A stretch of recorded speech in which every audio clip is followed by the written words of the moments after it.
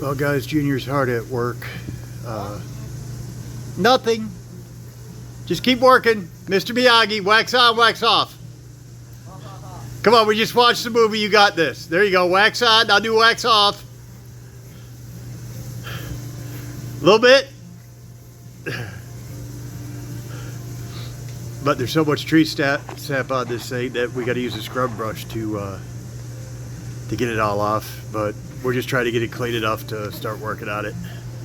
It's got about 2 years of tree sap on it. It'll be clean at least when it pulls in. All right, we'll see you soon. We're gonna clean this up a little bit. I'm gonna show you how I'm gonna try to do it.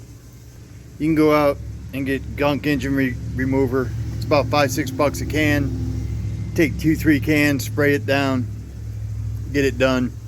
If you don't have that laying around, I use this a lot. It's awesome. You get it from like Dollar General or, you know, any dollar store. Walmart, I think, even carries it. For something like this, I run it straight. They've got different concentration and mix ratios on the back. It's, you know, no acid, no ammonia, no bleach, non-inflammable. Cleans everything that's washable. Well, we're gonna find out, aren't we? I'm using it straight on this. Now, I can tell you, if you get this, even diluted, it's not like Windex. You just can't spray it and wipe it. It leaves this, it's a good cleaner, but it leaves a, almost like an oily finish, even after it's dry. Like, almost like a slimy finish. So, I mean, even if you use it diluted, like on a, say, a dashboard seat, whatever, you're going to want to rinse it. You're going to want to rinse it and wipe it down. Besides that, it's a good cleaner. And all I'm going to do is I'm going to spray it down, let it soak. I'm going to spray it down again, let it soak. I might even do it a third time, and then we'll rinse it off and see how it looks, you know. We'll do a follow-up video on it. Well, same video. I mean, it's not bad. It's just been sitting. It's got a lot of dirt, a lot of grime. I'm going to get rid of all this shit and redo it. There's a little bit of, you know, grime on the back firewall. A lot of dust, a lot of dirt, you know. So we'll spray it down and see what happens. All I did was take, actually, the dollar store bag, cover the carburetor, and I'm gonna take the garden hose to it. One thing I could say, you know, if it's your daily driver and you're doing this in the morning before you got to go to work in the afternoon, you know, cover your distributor, cover your coil, and, you know, do your carburetor better. This is going from, you know, from in front of the garage door. After we get done cleaning it, I'm pulling it in the garage. If it's still wet and it don't start, I'll just push the damn thing in the garage. I mean, it's getting ready to come apart. I'm not driving it to the store. I don't have to take the kids to school in this thing. I don't have to go to work in this thing. So if you do it to your own vehicle, your daily driver, just make sure that you take the necessary precautions to where, you know, spending hours trying to get your car running after you do it. All right, we're gonna get all in these nooks and crannies. Try to get the wheel wells down by the radiator the best we can. We'll see you in a few. Gonna try to get some stuff done today. Kind of feeling under the weather. I know my goal is to get the bed off, start bringing the bed sides down a little bit to see exactly what we got going on. Somebody did some body work to it before and didn't do it even close to right. And it's all coming out, so I got to grind everything down. I want to see what I got to work with. I'm trying to do this quick, and I don't think I can find another short bed dual tank bed. The inside the bed is clean. I mean, you know, there's no rust, no rot. You know, it's a good bed. So I'm hoping I can get away with just doing some body work on the outer panels, maybe tacking in a couple patch panels over the wheel wells, working it out and calling it done. I think it would be the quicker and more cost effective, but I ain't gonna know until I strip it down. So I'd like to try to get that done today. Got a couple more bolts I got to get out of the bed. If you haven't seen the truck, we started stripping it down. It's a quick flip, and what I'm trying to show is, I mean, you see, you know, this is an '86 Ford F-150. You see these things sitting behind garages everywhere, you know. I don't know, man, we're gonna try to make something cool out of it. You know, show you guys that you don't need a you know, you don't need a 57 Chevy or a 32 coupe or whatever to be able to enjoy the hobby, have something you can be proud of, have a driver that you can take to car shows and crap like that. I mean, even if you're not showing it, you know, you can look cool pulling up, man. Or you know, maybe you can show it. Interior's not bad. Not sure what I'm doing with the seat yet. It's not bad, but it's got a couple seams that have split, and you can see like right here.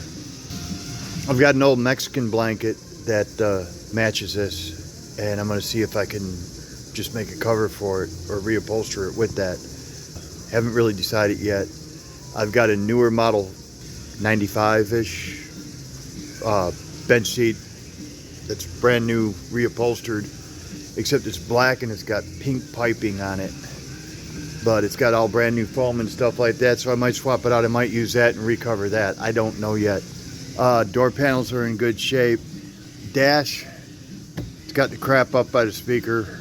It's gonna need a new dash pad or cover. I haven't decided how I'm going with it. Everything else is in good shape. Floors are solid. Bottom of the bed's solid. Bottom of the doors are solid. Got a little bit of work I got to do on this lower fender. Besides that, everything else is pretty clean. All the glass is good.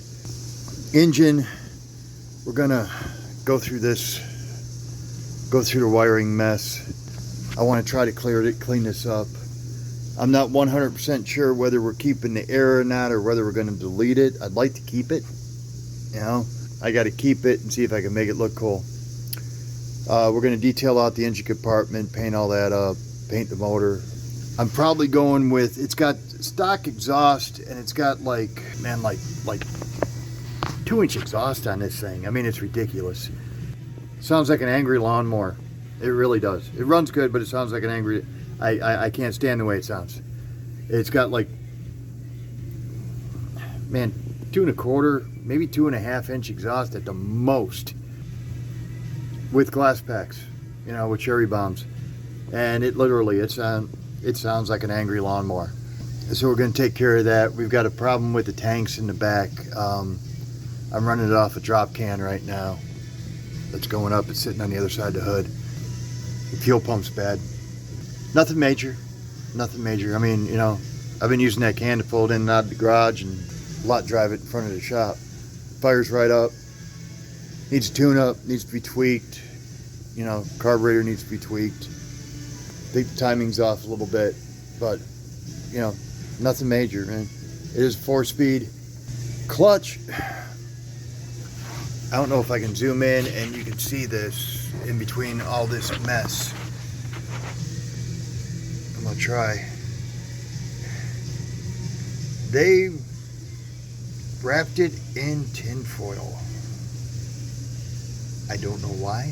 I haven't got that far. Maybe they just wanted low-cost chrome? Could not tell you. Maybe they're stopping a leak because it's hydraulic assisted. I have no clue. If I feel up to it, I'm going to slide underneath there, take that off, and see what's going on with that. I think once I rework this wiring harness and clean this up and clean up this engine compartment, I mean, this truck will look 100 times better right off the bat. Like I said, we're trying to do this as cheap as possible, just for a simple reason of everybody don't have $50,000 sitting in the bank to spend on restoring a car. That's why a lot of times it takes years and years to get these things done. This is just a quick, simple driver, man.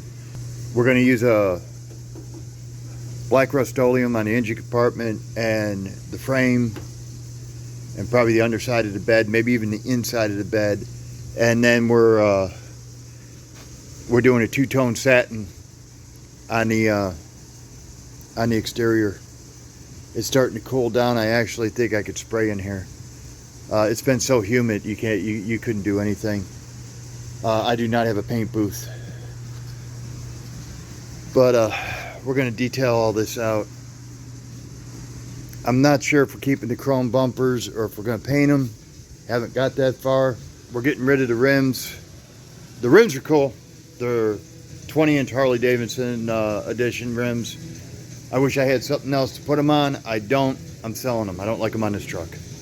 It just, I mean, if you look, it just, I don't know. I just don't like the way it looks. So what the plan is we're going to go with some stock Steelies. I'm going to flip the back axle and cut the springs. We're going to drop it. I want to give it that low and slow look. But we'll give you an update soon. I just want to touch base, kind of show you what we're doing, and hopefully we'll get it done in a halfway timely manner. Just got to get back on the horse. We got the bed off. They set it up for a gooseneck. It's got the helper springs. It's got all this crap on it. What I'm trying to do today is I'm going to strip all that off and get it back down to bare bones to figure out if I could flip the axle or not, if I got to go another route. So what we're going to be doing is we're going to be taking this homemade gooseneck plate off, which is, man, 1/2 inch, 3/4 inch steel. The helper springs, all the brackets, the bumper pads for the helper springs. Just get rid of all the excess shit, or excess stuff on the back end, and then we'll work on disconnecting the sway bar and the shocks. I've got the other side pretty much down to bare bones again. That's what I'm trying to accomplish on the other side. Started taking down the fender. We got to put a patch in down in this corner. Rest of it's solid, pretty straight. A few dings that need to be worked out, nothing big. I'm just going to work it one panel at a time and then go over the whole thing at once. Hoping to pull the front bumper today. Still having a heck of a time finding the rims I want. This is, I think I'm going to name this truck Bottom Dollar, because that's what I'm trying to do with it. I'm trying to do it as cheap as possible so everybody can see that they can have something that they can pick up just about anywhere. I mean, I've been looking for rims and I can't find the rims, but God, I found a good 20-30 trucks for under $1,000 that are runners. You know, they need work just like this one does. They're a good basis to start. They're complete, not that bad. Interiors are usually a little, you know, might need brakes, or, you know, it's not picking up fuel, or not like you're gonna hop in there and drive away on a $500-600 truck. But a good basis for a weekend project. People need to start thinking out of the box. Everybody can't have a Dodge Daytona or a Challenger Cuda or a GTO Judge, whatever. I mean, everybody can't afford that. So, work with what you got, work with what you can find. But I'm going to get back to work. At the end of the day, I'll give you an update and we'll edit with this video. All right, guys. Like, share, all that good stuff. Subscribe, because once we get this out, we'll have another one in and we'll be working on the other projects that are in the garage at the same time. But we'll see you soon.